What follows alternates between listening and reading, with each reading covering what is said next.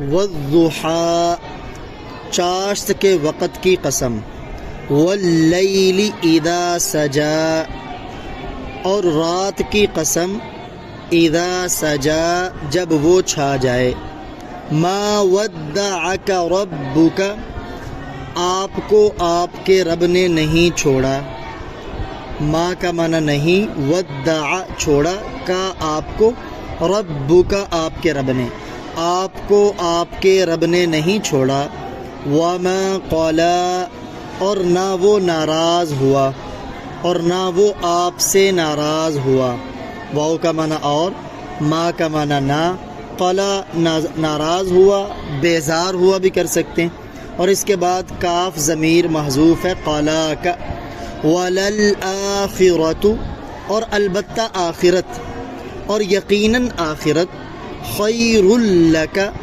آپ کے لیے بہت بہتر ہے، خیر کا معنی بہت بہتر، لک آپ کے لیے، من الاولی دنیا سے، من کا معنی سے، اولا دنیا، ولسوف اور عن قریب، یعطیک آپ کو عطا کرے گا، آپ کو دے گا، ربک آپ کا رب، فترضی کہ آپ راضی ہو جائیں گے، یعنی آپ کو آپ کا رب اتنا عطا کرے گا کہ آپ راضی ہو جائیں گے، الم یجدک کیا اس نے نہیں پایا آپ کو، شروع میں جو حمزہ ہے اس کا معنی ہے کیا، لم نہیں، یجد پایا کا آپ کو، کیا اس نے آپ کو نہیں پایا، یتیما یتیم، فآوا پس آپ کو ٹھکانہ دیا، فا کا معنی پس، آوا ٹھکانہ دیا، اور اس کے بعد کاف محذوف ہے، فآوا کا پس آپ کو ٹھکانہ دیا، ووجدک اور اس نے آپ کو پایا، ضالا بے خبر، نا واقف، واو کا معنی اور، وجدہ پایا، کا آپ کو، ضالا بے خبر، فہدا پس آپ کی رہنمائی کی، فا کا معنی پس، ہدا رہنمائی کی، کا آپ کی، ووجدک اور آپ کو پایا، عائلا مفلس نادار تنگ دست، فاغنا پس آپ کو غنی کر دیا، فاما الیتیم پس اب جو یتیم ہے، فا کا معنی پس، اما کا معنی عربی میں بہرحال بھی کرتے ہیں، یہاں ترجمہ ہم کر رہے ہیں، پس جو یتیم ہے ہو، فلا تقہر پس آپ اس پر سختی نہ کریں، فا کا معنی پس، لا تقہر سختی نہ کریں، علیہ یہاں ہوگا یعنی یتیم پر سختی نہ کریں، وَأَمَّا السَّائِلَ اور جو سائل ہے، سائل کا معنی مانگنے والا، سوال کرنے والا، فَلَا تَنْهَرْ پس آپ اس کو مت جھڑکیں، یعنی مانگنے والے کو جھڑکے نہ، وَأَمَّا بِنِعْمَةِ رَبِّكَ اور اپنے رب کی نعمت کو، فَحَدِّثْ پس آپ بیان کریں۔ اس سورت کا نام ہے سورہ الضحیٰ، اور یہ والا لفظ اس سورت کی پہلی آیت میں درج ہے۔ یہ سورت، اس کی آیات بھی 11 ہیں، اور یہ 11ویں نمبر پر نازل ہوئی، یعنی اس سے پہلے 10 صورتیں نازل ہوئی تھیں۔ اس سورت کے شان نزول سے متعلق مختلف روایات درج ہیں، ان میں ایک یہ ہے جو صحیح بخاری کے اندر مذکور ہے، آپ صلی اللہ علیہ وآلہ وسلم بوجہ بیماری کے 1-2 دن نماز کے لیے نہ اٹھ سکے، جس کی وجہ سے آپ کی تائی تھی ابو لہب کی بیوی، بہت بڑی سخت اسلام کی دشمن تھی، جس سے ام جمیلہ اس کا کنیت تھی اس کی، تو اس نے آپ کو طعنہ دیا، معاذ اللہ کہ آپ کا جو شیطان آپ کے پاس آتا تھا نا، اس نے آپ کو چھوڑ دیا، یعنی جبریل امین علیہ السلام کو ان برے لفظوں سے یاد کیا، تو اس موقع پر یہ قرآن پاک کی سورہ مبارکہ نازل ہوئی۔ ایک اور روایت آتی ہے جس میں مشرکین مکہ نے نا یہودیوں سے چند سوالات کیے کہ ہم ان کو پرکھنا چاہتے ہیں کہ یہ اللہ کے نبی ہیں یا نہیں، تو انہوں نے، یہودی خود آئے یا انہوں نے مشرکین کو سوالات بتائے کہ آپ ان سے نا 3 سوال کریں، اگر یہ تینوں سوالوں کے جواب دے دیں تو یہ واقعی نبی ہیں، نہ دے سکیں تو یہ نبی۔ انہوں نے ایک سوال کیا کہ آپ بتائیں روح کی حقیقت کیا ہے۔ نمبر 2، اصحاب کہف کون لوگ تھے اور ان کا کیا واقعہ ہے۔ نمبر 3، ذوالقرنین کون تھا۔ چنانچہ انہوں نے آ کے یہ تینوں سوالات آپ سے کیے۔ چونکہ اللہ تعالیٰ کے نبی جو بھی بتاتے ہیں نا وہ اللہ کی وحی سے بتاتے ہیں۔ آپ نے فرمایا میں تمہیں کل ان سوالوں کا جواب دوں گا، ساتھ انشاءاللہ کہنا آپ بھول گئے۔ چنانچہ اگلے دن آپ نے وحی کا انتظار کیا، وحی نہیں آئی۔ کوئی آپ سے یہودی پوچھنے کے لیے آئے، آپ نے فرمایا ابھی تک وحی نہیں آئی۔ اسی طرح چند دن گزر گئے، تفسیر ابن کثیر کے اندر درج ہے 15 دن گزر گئے اور وحی نہیں آئی۔ مشرکین مکہ نے اور ان کافروں نے شور و غل برپا کیا کہ یہ نبی نہیں ہے، ان کا رب ان سے ناراض ہے، انہوں نے ان کو چھوڑ دیا ہے۔ اس موقع پر یہ سورہ مبارکہ بھی نازل ہوئی کہ آپ کا رب آپ سے ناراض نہیں ہے، اور ساتھ قسم کیا اٹھائی؟ چاشت کے وقت کی قسم اور رات کی قسم جب وہ چھا جائے۔ یعنی جیسے رات اگر چھائی ہوئی ہو نا تو رات میں اندھیرا ہوتا ہے تو اندھیرے کے بعد روشنی کا آنا یقینی ہے، ایسے ہی اگر وحی آپ پر آنا بند ہوئی ہے نا تو اس کے بعد وحی کا دوبارہ آنا بھی کیا ہے؟ یقینی۔ چنانچہ آپ صلی اللہ علیہ وسلم کو تنبیہ کی گئی کہ آئندہ سے جب بھی آپ یہ کہیں نا کہ میں یہ کام کروں گا تو اس کے ساتھ آپ نے انشاءاللہ کا لفظ ضرور کہنا ہے۔ اور سورہ کہف کے اندر ان تینوں سوالوں کے جوابات دیے گئے، روح کے بارے میں بھی، اصحاب کہف کے بارے میں بھی، اور ذوالقرنین کے بارے میں بھی۔ تو اللہ تعالیٰ فرماتے ہیں وَالضُّحَىٰ، چاشت کے وقت کی قسم۔ یہ ضحیٰ وہ وقت ہوتا ہے جس وقت دن فل روشن، خوب روشن ہو جاتا ہے اور سورج کی تپش سے زمین اور ریت بھی گرم ہو جاتی ہے۔ اسی وقت میں جو نماز پڑھی جاتی ہے نا اسے کہتے ہیں صلاۃ چاشت کی نماز، یعنی جسے صلاۃ الضحیٰ کہا جاتا ہے۔ اس کی 2 رکعتوں سے لے کے 12 رکعتوں تک پڑھی جا سکتی۔ آپ نے فتح مکہ کے موقع پر 8 رکعتیں چاشت کی پڑھی۔ واللیل اذا سجا، رات کی قسم جب وہ رات چھا جائے۔ 2 قسمیں اٹھا کے کیا فرمایا؟ ما ودعک ربک وما قلی، یعنی جیسے دن کے بعد رات کا آنا، رات کے بعد دن کا آنا یقینی ہے، ایسے ہی آپ پر اگر وحی کا سلسلہ منقطع ہوا ہے تو اس کا دوبارہ جاری ہونا بھی یقینی ہے۔ ما ودعک ربک، آپ کو آپ کے رب نے نہیں چھوڑا، وما قلی، اور نہ وہ آپ سے ناراض ہوا، جیسے کہ یہ لوگ کہہ رہے ہیں۔ کتنی عظمت ہے ہمارے پیارے آقا صلی اللہ علیہ وسلم کی۔ لوگوں نے آپ کو مینا مارا تو اللہ نے قرآن اتار دیا کہ میں اپنے پیارے نبی سے ناراض نہیں ہوں، نہ ہی میں نے انہیں چھوڑا ہے۔ وَلَلْآخِرَةُ خَيْرٌ لَكَ مِنَ الْأُولَى، اور بالیقین آخرت آپ کے لیے دنیا سے بہت بہتر ہے۔ ظاہری بات ہے دنیا کی زندگی عارضی اور فانی ہے، آخرت کی زندگی باقی رہنے والی ہے اور کبھی نہ ختم ہونے والی۔ تو آپ کے لیے دنیا سے آخرت بہت بہتر ہے۔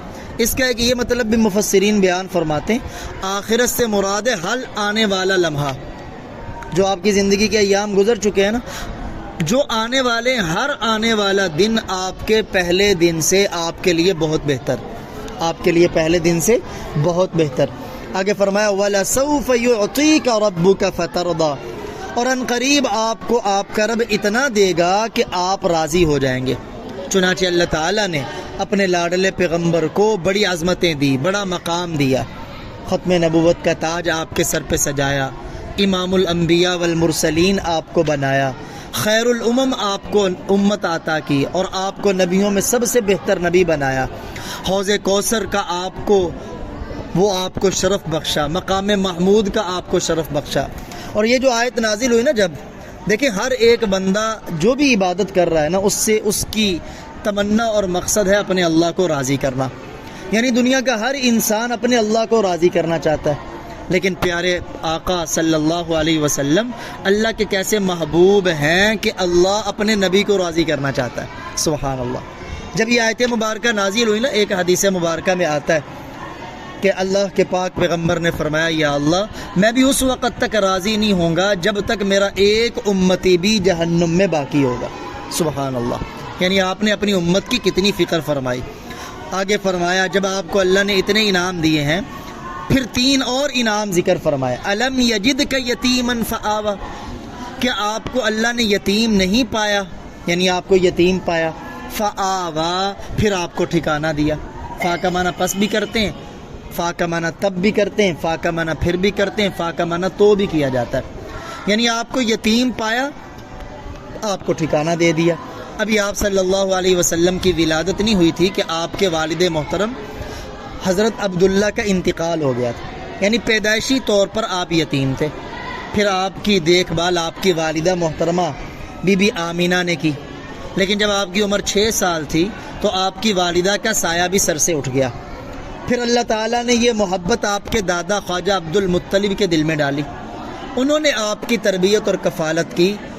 8 سال کی عمر میں یا 12 سال کی عمر میں آپ کے دادا کا بھی انتقال ہوا. تو اللہ تعالیٰ نے پھر آپ کے چچا، جنہیں عبد مناف کہتے ہیں اور ابو طالب ان کی کنیت ہے، ان کے دل میں آپ کی محبت ڈالی. انہوں نے آپ کی تربیت کی، انہوں نے آپ کو اپنی کفالت کے اندر لیا. اور یہ کفالت کا سلسلہ چلا ہے 8 یا 12 سال کی عمر سے 50 سال کی عمر تک. یعنی آپ کے چچا ابو طالب کا انتقال ہوا ہے جب آپ کی عمر تھی 50 سال. دیکھیں وہ دنیا کے اعتبار سے بہت اچھے، انہوں نے آپ کی بہت اچھی نگہداشت کی، لیکن کلمے سے محروم گئے، کلمہ نہیں پڑھ سکے، صرف اور صرف برادری بیس کی بنیاد پر. بہر کیف تو اللہ فرما رہے ہیں کیا آپ کو اللہ نے یتیم نہیں پایا، بس آپ کو ٹھکانہ دیا. ایک نعمت. اور اگلی نعمت وَوَجَدَكَ ضَالًّا فَهَدَى، اور آپ کو ناواقف اور آپ کو بے خبر پایا. فَهَدَى، پس آپ کی رہنمائی کی. ناواقف یعنی آپ شریعت سے ناواقف تھے. جیسے قرآن پاک کی سورہ شورى میں آتا ہے نا، مَا كُنْتَ تَدْرِي مَا الْكِتَابُ وَلَا الْإِيمَانُ، آپ کو نہیں پتا تھا کتاب کیا ہے، ایمان کیا ہے. تو آپ کو بتانے والی ذات اللہ کی ذات ہے. یعنی آپ بے خبر اور ناواقف تھے، اللہ جل جلالہ نے آپ کی رہنمائی فرمائی.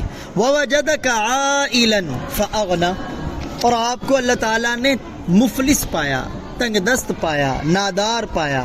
فَأَغْنَى، پس آپ کو غنی کر دیا. چنانچہ پیدائشی طور پہ چونکہ آپ یتیم تھے، والد نے کوئی جائیداد نہیں چھوڑی تھی. پھر دادا کا انتقال ہوا، آپ کے پاس کوئی جائیداد نہیں تھی. چچا ابو طالب کی کفالت میں آئے تو ان کے ساتھ تجارت کے سفر میں آپ جاتے تھے، لیکن آپ کے پاس جائیداد نہیں تھی. جب آپ کی عمر مبارک 25 سال ہوئی تو اللہ تعالیٰ نے آپ کے نکاح کا جو انتظام کیا تو بی بی خدیجۃ الکبریٰ، ان کے دل میں آپ کی طرف میلان پیدا کیا. وہ مکے کی بہت مالدار خاتون تھی. جب انہوں نے آپ سے نکاح کیا تو اپنی ساری دولت آپ کے قدموں میں ڈال دی. آپ کے پاس خود مال نہیں تھا، لیکن اب بی بی خدیجہ کا مال آیا تو اللہ کے نبی مالدار اور غنی ہو گئے. یا دوسرا غنا سے مراد ہے غنائے قلب. غنائے قلب، آپ کو اللہ نے دل کا غنی کر دیا. اور جتنے بڑے پیارے آقا صلی اللہ علیہ وسلم غنی تھے، اتنا بڑا غنی کائنات کے اندر کون. یہ 3 انعام دیے، 3 انعام دیے. پہلا، آپ یتیم تھے، آپ کو ٹھکانہ دیا. آپ ناواقف تھے، آپ کی رہنمائی فرمائی. آپ مفلس سے آپ کو غنی کیا. جب 3 نعمتیں ہیں تو بطور شکر کے آگے آپ کو 3 حکم دیے جا رہے ہیں. فَأَمَّا الْيَتِيمَ فَلَا تَقْهَرْ، چونکہ آپ یتیم تھے، آپ کو اللہ نے ٹھکانہ دیا، لہذا اس کا شکر یہ ادا کریں کہ کبھی کسی یتیم پر سختی نہ کریں. چنانچہ آپ صلی اللہ علیہ وسلم نے خود کسی یتیم پر کیا سختی کرنی تھی، اپنی امت کو بھی ترغیب دی اور فرمایا انا وکافل الیتیم فی الجنت ہاکذا، یعنی 2 انگلیوں کا اشارہ کیا، شہادت اور اس کے ساتھ والی انگلی کی، کہ میں اور یتیم کی کفالت کرنے والے جنت میں یوں ہوں گے اکٹھے. اور پھر آپ سے ایک صحابی نے سوال کیا، یا رسول اللہ دل بڑا سخت رہتا ہے، اس کا علاج آپ بتائیں. تو آپ نے فرمایا یتیم کے سر پہ شفقت والا ہاتھ رکھا کرو اور مسکینوں کو کھانا کھلایا کرو، اس سے اللہ تعالیٰ تمہارے دل کی سختی کو دور فرمائیں گے. نمبر 2، آپ کو اللہ تعالیٰ نے ناواقف پایا اور رہنمائی کی، اس کا شکر یہ ادا کریں. وَأَمَّا السَّائِلَ فَلَا تَنْهَرْ، جو مانگنے والا ہے، سائل ہے، اسے آپ مت جھڑکیں. یعنی جو بھی آپ کے پاس، چاہے سائل کوئی دین کا مسئلہ پوچھنے والا ہو، اسے بھی مت جھڑکیں. چاہے اپنی ضرورت کے لیے کوئی مانگنے والا ہو، اسے بھی مت جھڑکیں. دیکھیں آپ کے پاس کوئی بھی مانگنے والا آ جائے، آپ نے اگر اس کے ساتھ تعاون نہیں کرنا، اسے جھڑکے مت، اسے کہہ دیں اللہ تمہیں کسی اور سے خیر ڈالے۔ ہاں اگر ایک آدمی صحت مند، تندرست اور جوان ہے، اس نے مانگنے کو پیشہ بنا لیا، پھر آپ اسے سمجھا سکتے ہیں بھئی اللہ کے بندے، اللہ نے تمہیں صحت دی ہے، جوانی دی ہے، طاقت دی ہے، مانگنے کی بجائے کوئی پیشہ اختیار کرو، مزدوری کرو، اس سے اپنا گزر بسر کرو۔ تیسرا حکم یہ دیا وَأَمَّا بِنِعْمَةِ رَبِّكَ فَحَدِّثْ، اور اپنے رب کی نعمت کو بیان کریں۔